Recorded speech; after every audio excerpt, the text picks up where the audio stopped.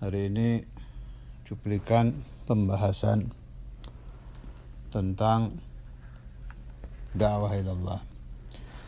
Saya nukil dari Jawahirul Anfas juz 3 min kalam al-Habib Ali bin Muhammad al-Habshi, karangan As-Sayyid Umar bin Muhammad Maula Khayla,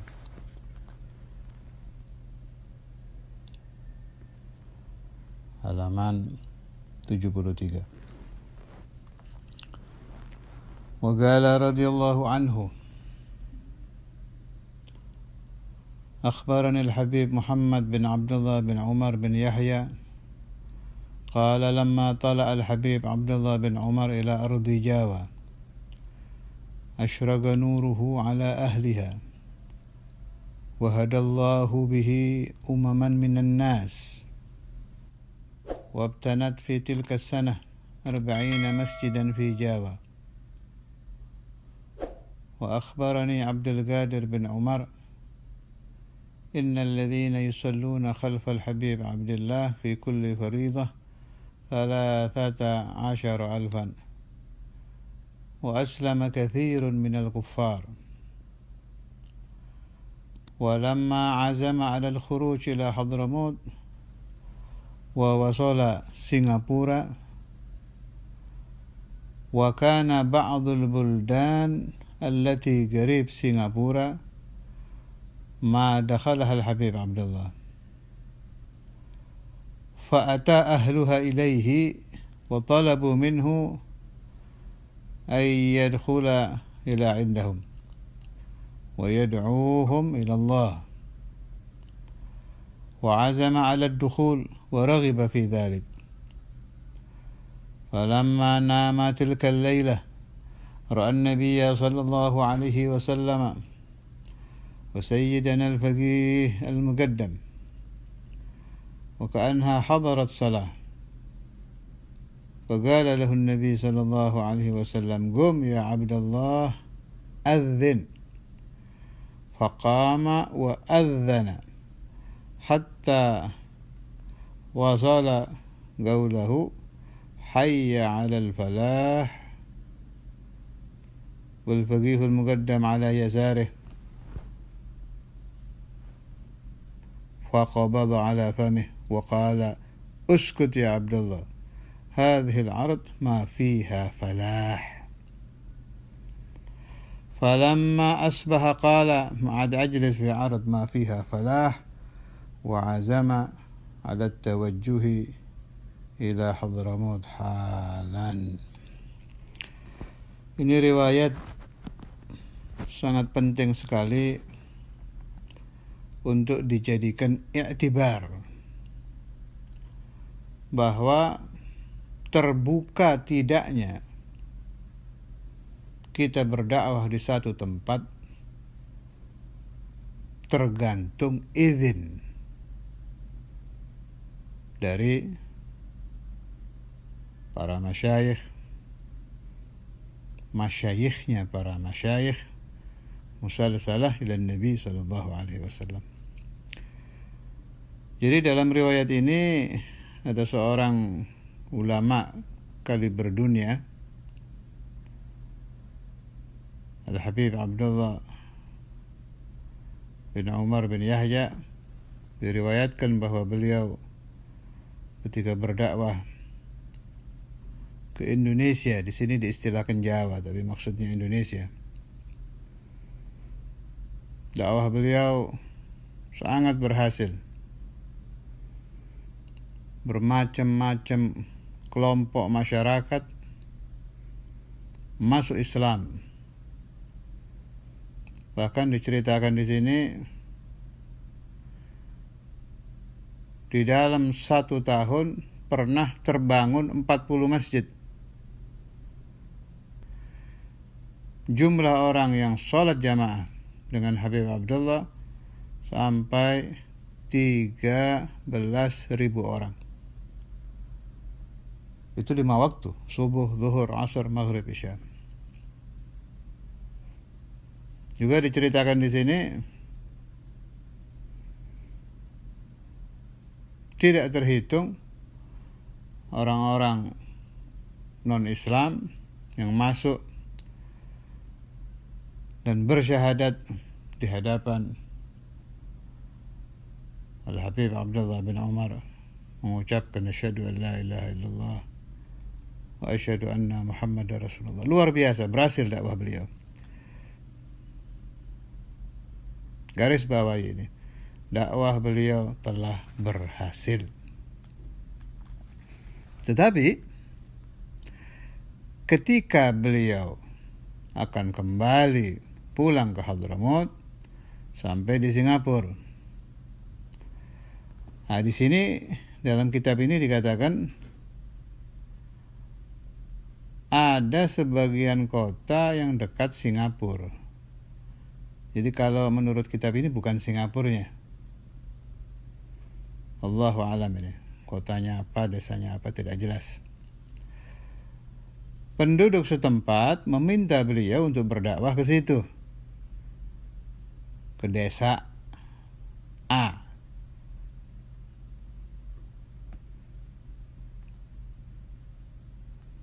Supaya kota tersebut atau desa tersebut juga dimasuki ajaran Allah. Setuju Habib Abdullah? Ya akhir, saya akan berdakwah ke sana. Ini yang perlu digarisbawahi, sangat penting, terutama untuk para khatib, para penceramah, para ustadz, para mudarris. Ketika beliau tidur malam itu, beliau bermimpi Rasulullah SAW bersama dengan Nabi Sayyidina Al-Faqih Al-Muqaddam Muhammad bin Ali Ba'alawi. Ceritanya di dalam mimpi itu tiba waktu sholat jamaah.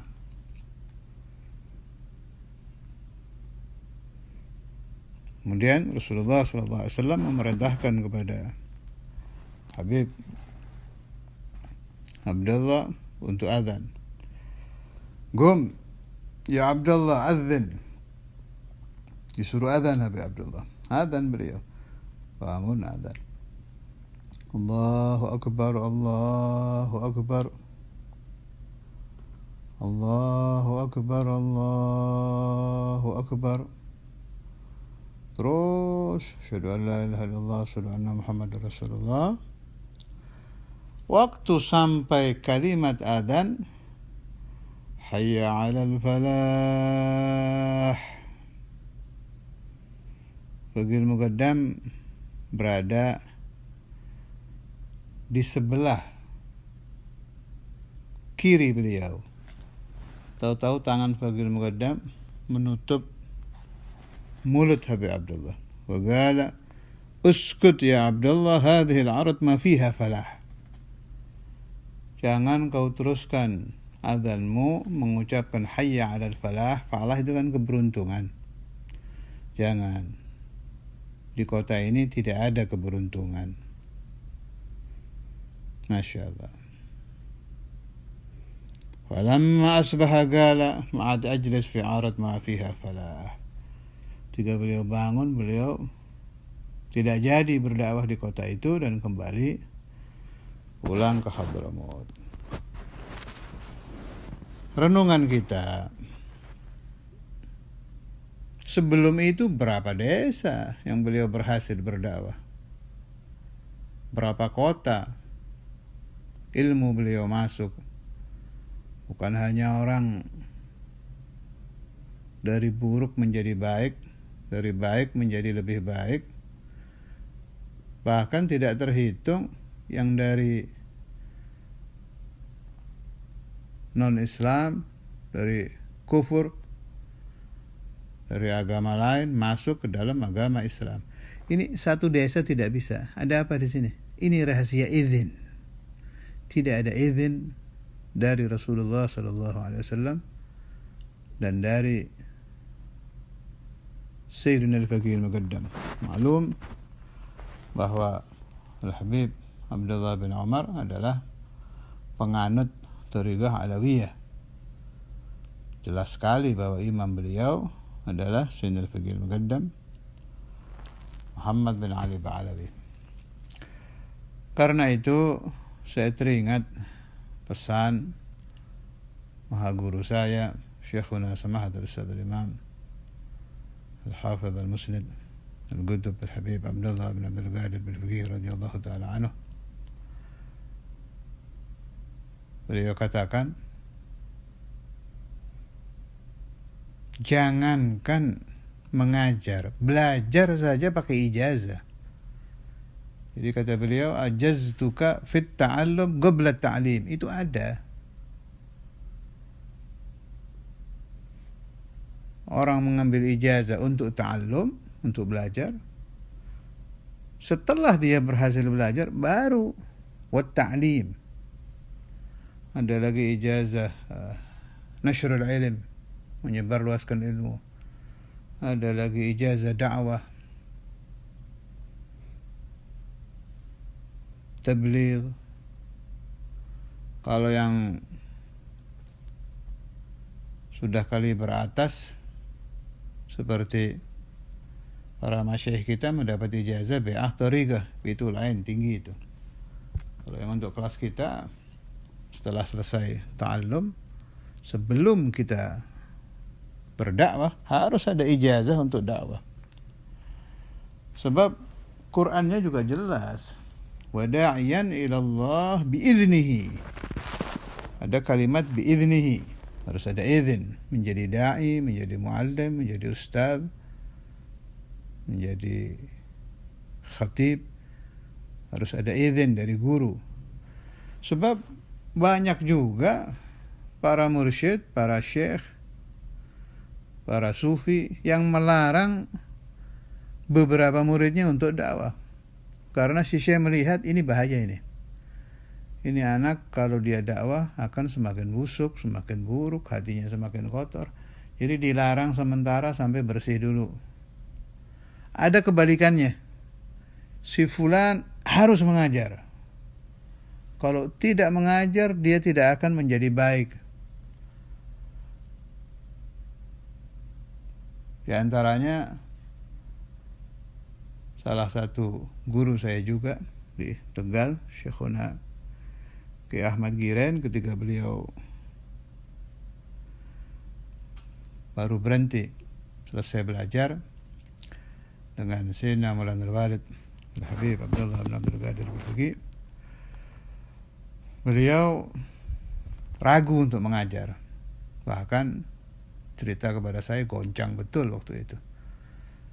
Ini yang saya ajarkan ini tauhid. Tauhid itu bahaya. Kalau bahaya dalam arti keliru, orang bisa salah faham tentang Allah. Ini bukan salah faham tentang hal-hal biasa, tentang Allah. Akhirnya waktu Sayyidina Maulana Al-Walid Al-Habib Abdullah bin Abdul Qadir Al-Faqih berdakwah di Tegal, dikasyaf itu Kiai Ahmad, dipanggil oleh Saudara Imam Habib Abdullah. Kemudian kata Saudara Imam, saya tahu ilmu kamu belum cukup, saya tahu. Tapi allimin nas allamakallah. Ajari orang, pasti Allah akan mengajari kamu. Diulang-ulang itu. Allimin nas, allamakallah. Allimin nas, allamakallah. Ajari orang, maka Allah akan mengajari kamu. Ada yang begitu. Jadi, salahul murid bitta'lim ada. Si murid menjadi baik dengan dia istiqamah mengajar. Ada yang salahul murid bitta'allum, meskipun sudah pintar, belajar aja terus. Sampai bersih dulu, baru gurunya lihat sudah bersih, baru disuruh mengajar. Saya dapat riwayat juga, saya lupa siapa yang bercerita, tapi riwayatnya saya masih ingat, bahwa Al-Allamah Alimul Madinah Al-Munawwarah Al-Habib Zain bin Sumaid Allah Ta'ala Amrah, itu di antara asbab beliau menjadi sangat alim itu karena disuruh mengajar oleh guru beliau sekaligus mertua beliau, Habib Muhammad Al-Haddar di Baydha. Bertahun-tahun disuruh mengajar terus sampai terbuka. Tambah lama tambah alim, tambah alim. Juga kejadian seseorang kiai, saya dapat riwayat juga di Jawa Tengah juga ini. Saya tidak sebut namanya, sebab saya agak lupa nama yang memberi nasihat. Sebut sajalah Kiai Fulan. Mirip ceritanya Kiai Ahmad tadi, agak ragu itu. Akhirnya dipanggil oleh satu kiai yang arif billah. Beliau katakan, kamu harus mengajar. Nanti terbuka. Dilaksanakan oleh si Ustadz ini. Pesan si wali ini. Betul. Begitu mulai mengajar kitab, setiap mengajar terbuka. Maksudnya terbuka itu pemahaman tentang ilmu kitab ya tambah gamblang, pemahaman tentang perjalanan menuju Allah Subhanahu wa taala juga tambah terang gitu. Jadi untuk ta'limnya ya dipenuhi cahaya, untuk suluknya juga dipenuhi cahaya.